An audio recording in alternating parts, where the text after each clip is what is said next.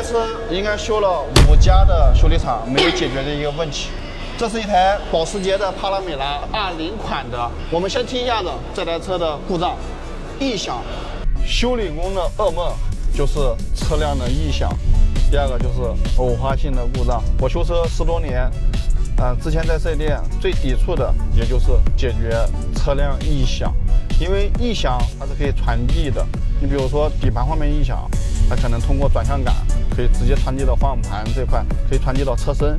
这台帕拉梅拉呢，它这个异响呢也是非常的奇葩。它在颠簸的时候没有异响，就是在你往右边打方向的时候，偶尔会出现咯噔一声。你看这现在的话你基本上是试不出来。这个异响呢，它对于速度来讲的话，基本上都在低速的时候。你比如说现在低速开的时候，你往右打的时候，它偶尔会有咯噔一声。你平常试呢，它这个故障呢就很难再现，它偶尔它会出来一声，而且明显能感觉到这个脚踏板、油门踏板上面会有一个响的时候会有一阵共振啊。这异响呢，基本上就可以判断来源于在底盘上面。你看现在又没有，又出来一声，又打转向，咯噔一下，声音非常的小。这个异响呢，你基本通过试车就很难判断出来这个异响来源于哪里。但是你顶起来呢，举升车辆，你把车辆顶起来检查底盘的这个底盘也基本上是没有任何的问题。你看很明显，你看像这个螺丝它拆断过，这个支架就是能产生异响的，这基本上都已经处理了，而且该检查的地方它好像都检查过了。而且这边的底盘的螺丝也是紧固过了。同行们针对这个故障基本上也该处理了啊。转向柱的十字节，啊，转向柱实际也打过黄油了，也好像也更换过了。但是我们在排查这种疑难故障的时候，不能同行检查完处理完以后，我们就要排除它。然后我们肯定还要来一遍，对，再检查一遍，再检查一遍，再排除一遍这些东西有没有损坏。我们以我们自己的思路去检查这个影响。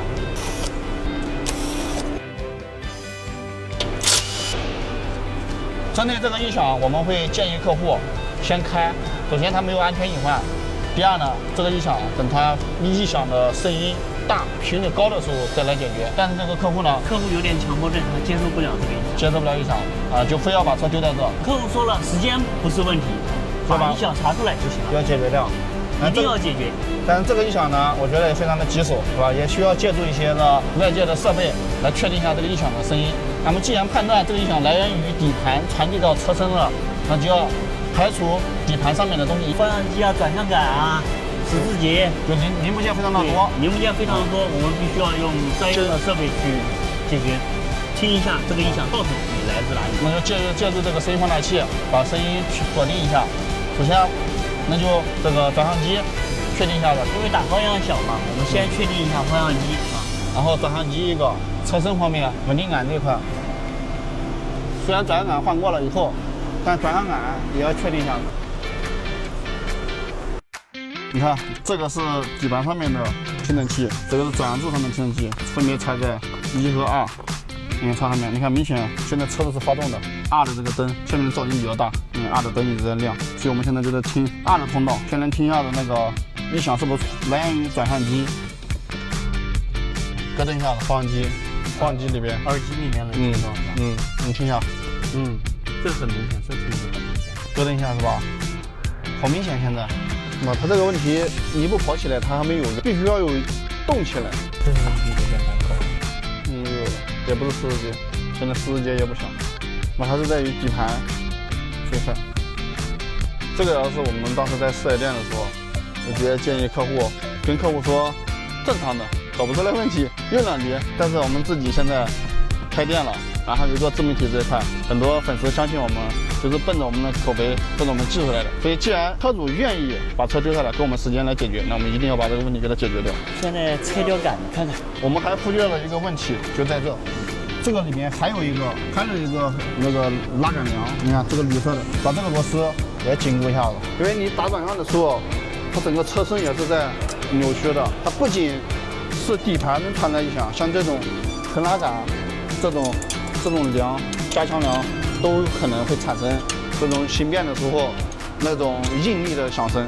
紧固在这一块，奥迪也是紧固在这块，但是奥迪会有一个通病的那个问题，也是这个位置螺丝松。就是你在打方向的话，车子扭矩的时候咯哒咯哒响。这几个螺丝松动也会导致这个异响。这个梁，这个应该也是他们忽略了，没有去检查的。你看，螺丝也没有紧过。拆都拆了，顺便看这个是排水槽，这个疏通一下子，免得积水进入车内。这是排水口，搞不好了，搞不好怎么办？直接宣布投降。怎么办？搞肯定能搞好啊，就是需要时间嘛。太有信心了啊！那还有搞不好的？你说这个声音，它从车身上面都能感觉到，会不会是圆板梁螺丝松了呢？对，应该是连接车身的哪个东西啊？紧固一下圆板梁螺丝。对，现在就方向机在震，哒哒哒哒震。有没有那个声音？能听到吗？啊，这个声音很明显是方向机在震，就咯噔咯噔的是吧？对，那还是方向机啊？手摸了很明显就算。就咯噔咯噔是吧？就那个声音是吧？这噪音太大了，听不到，但是摸很明显，不用听就能感觉到方向机在震。那就换个方向机试试吧。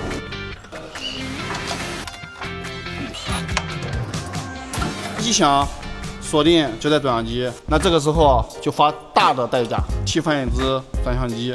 这个转向机新的大概4、5万块钱，目前只能找一个拆车的装上去测试一下。算了吧，要不然。走吧，我们再去试一下，看看能不能解决掉。我感觉试过了，没有了声音，完美的很。你看现在这个现象基本上没有了，没有那种咯噔咯噔的声音了。这个问题终于解决了，修了很多的地方，今天终于解决了。总结一下这个问题啊，第一呢，就是我们也花费了很大的精力来解决这异响。它本身这个异响它是偶尔出现，而且在方向在某一个角度上面会咯噔一声，声音也不大。第二呢，客户呢也给了我们很大的信心啊，就是要求把这个问题解决掉，时间不是问题。第三，你看我们也买了一个转向机回来，把这提前买了转向机，这个转向机买回来基本上是退不掉的，不能解决这个钱就是我们要自己认啊。所以功夫不负有心人这个问题啊，最终还是在转向机上面。现在打转向呢，听不到，一点声音都没有了，听不到那种咯哒，就是咯噔咯噔的那个声音了。